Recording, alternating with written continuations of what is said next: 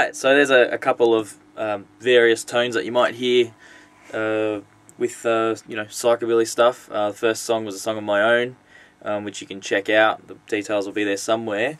The other songs you can guess for yourself for copyright reasons. So today what I thought I'd do was actually do a little bit of a video on how to get different psychobilly tones. I get asked occasionally, you know, what do you recommend for, you know, a good psychobilly sound? It's a bit of a tricky question, and I think this is probably why there aren't really any videos already. First, you've actually got to define what's a psychobilly tone. So I had a bit of a think about it, and I think what you'll find, a lot of the time, it can be a clean sound. You know, that nice smoother sound, like the guana bats, for example. It might have that bit of grit to it, or be particularly dirty, like Necromantics and Tiger Army, so the more modern stuff.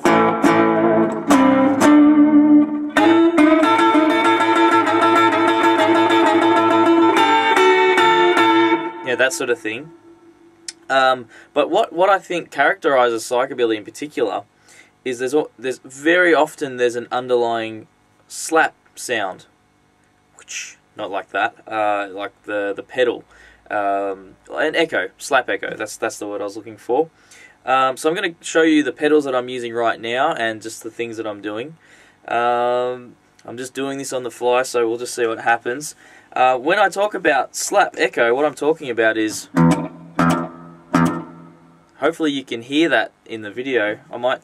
We'll go to this, it's a little louder on this. So by the time I've finished actually, you know, hitting that note and I've stopped it, there's still a bit of ring there from the pedal. So I'm going to give you a bit of a look at the pedal. And then the other thing is the overdrive, which at the moment I'm just using a tube screamer.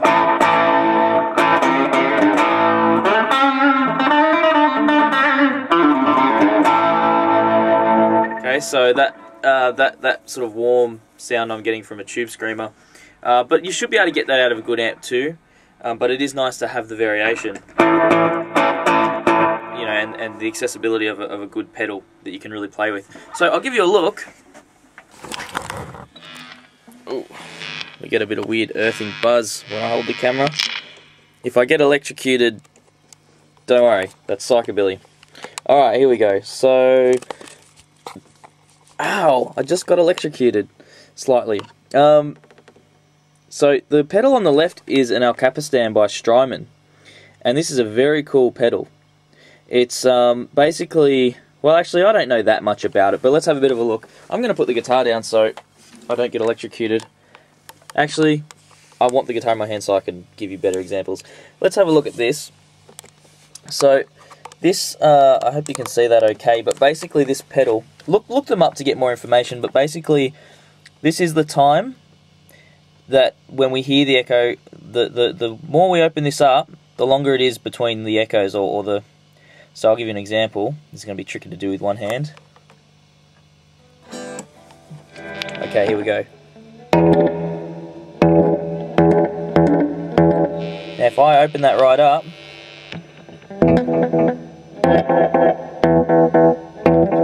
you can hear that they're quite slow. Dun, dun, dun, dun, dun.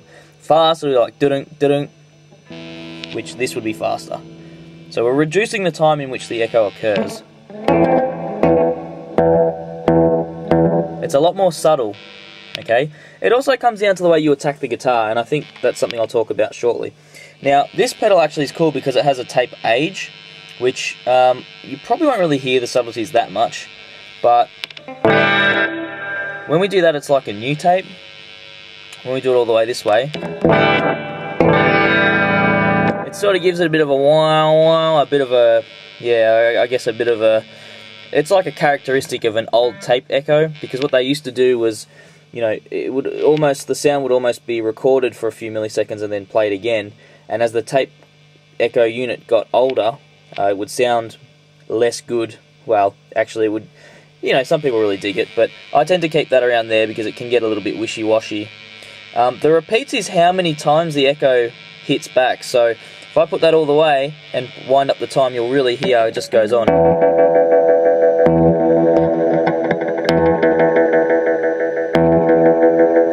So that's something Necro Man likes to play with in some of his weird things. Let's come back this way. And this has wow and flutter, which is sort of the tape sort of makes a wow wow wow sort of sound throughout. It's like a bit of a sound wave thing. It's not too different to what the tape age actually does, in my opinion. I mean, I could be wrong, but as we put this up, you get a bit more variation in the tone. But that's not important. I'm not really worried about that. The mix, if we wind the mix right up, we hear more slap. It becomes out a lot clearer. I think, and then when you do it this, like if you do it all the way, it actually completely replaces the initial attack, and all you hear is the echo, not the actual playing, which can give some really weird stuff. It's like a volume swell. But I would bring that, you know, I'd keep that maybe in the middle because you want it there, but it's not that in your face with this psychobilly stuff, okay? Because you still want a bit of a tight sound, and the time too. I'd keep it pretty low. Unfortunately, this doesn't have the milliseconds, so I can't tell you what that is. But you know, experiment with your ear. The numbers aren't that important. This is emulating a multi-head tape echo. I don't know enough about that stuff to really talk about it, but I have it set on multi. You can have a fixed option, multi or a single. And this pedal has 3 modes: A, B, and C. At the moment, I've got it on A, which just sounds right. And at the end of the day, that's the main thing. Now this tube screamer here, very simple, old school, you know, pedal. You put it on, you've got overdrive, take it off, you don't have overdrive. Moving on to the amp. Well, that buzzing means I'm probably going to get electrocuted again. So moving on over to the amp. This is a Laney VC15. Have a look at the tone settings over here. I definitely like to push the treble up a little bit. It actually says Rebel. Funny. So the middle one, I've got the mids punched up a little bit because you want that sort of that bitey. Your mids will give you that kind of bite, that you know, that twang. Think about metal, for example, with the big amps, and it's like that's all bass and treble. That's that squealing, but you know, your mids give you that real solid character to your sound, and sort of makes it cut real nice. Bass, you don't want to push it too much. You almost want that punchy sort of, you know, you have your mids up and your trebles up. I tend to not have the bass up too high. And the reverb, I definitely like to soak it in a little bit of reverb, because sometimes you won't hear slap echo, but you'll definitely, you know, it's almost rare, in my opinion, not to hear reverb on a psychobilly guitar track. Okay, so this is on this is like the master channel here. That's the drive channel there. I'm not even going to look at that today. And the clean volume knob is this one here, and I've got that up, you know, fairly high, obviously. And as far as pickups go, I'll place this back over here. Oh, hang on, we're caught on something. There we go. I'm going to turn that around so I can see. Sorry, everyone. Alright, so as far as your pickups go, there's my palm my hand. It's probably not real useful for anything. Although, you know, we're going to get to the topic of tone coming from the hands pretty soon. But alright, so that slap is not really in your face, but it's there. Okay, so we're going to talk a little bit now about your pickup selection. I think a lot of the time you're going to have it on the bridge pickup for a lot of the twangy stuff. But you know what? It's really up to you. I think it's whatever you like. I mean, look, this guitar's had a different pickup put in and doesn't work. Doesn't actually sound. I mean, it sounds cool, but it's almost like a lo-fi sound. So actually, that's a really cool trashy kind of sound in the mid position. But look, generally you get a bit more of a woody sound from the middle pickup.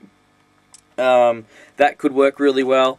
But definitely for, say, like a Guanabazi kind of, some of the early European psychobilly stuff, take the overdrive off, neck pickup, make sure you got a little bit of echo, bit of reverb. Yeah, so that kind of thing. I've listened to a lot of their stuff, but I haven't learnt many of their songs, so I'm just going to assimilate, yeah, you know, so that kind of.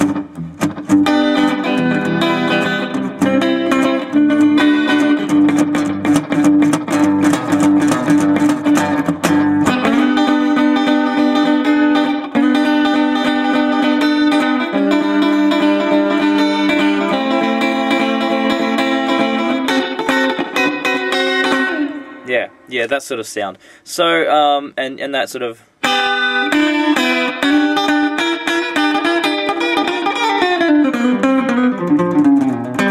Yeah, you probably won't necessarily see that lick in particular. I just kind of went off on a tangent. But you get the idea. So, now, so that's probably, you know, the majority of it. I mean, psychobilly, it's been around for, you know, 30 years or, you know, arguably longer, but it's not a hugely explored genre in my opinion.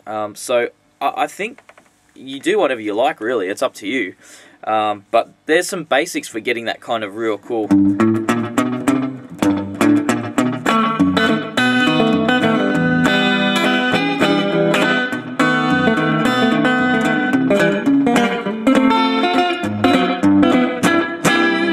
I should just not make stuff up because it just goes in all sorts of weird directions. Also, when I play psychobilly, and this comes around to the hands thing, I don't know what it is. Whenever I'm playing psychobilly, the neatness of, say, you know, country picking, it all kind of goes out the window, and I end up playing a little bit more rough, and it's almost like I don't mind a bit of grit in there, you know.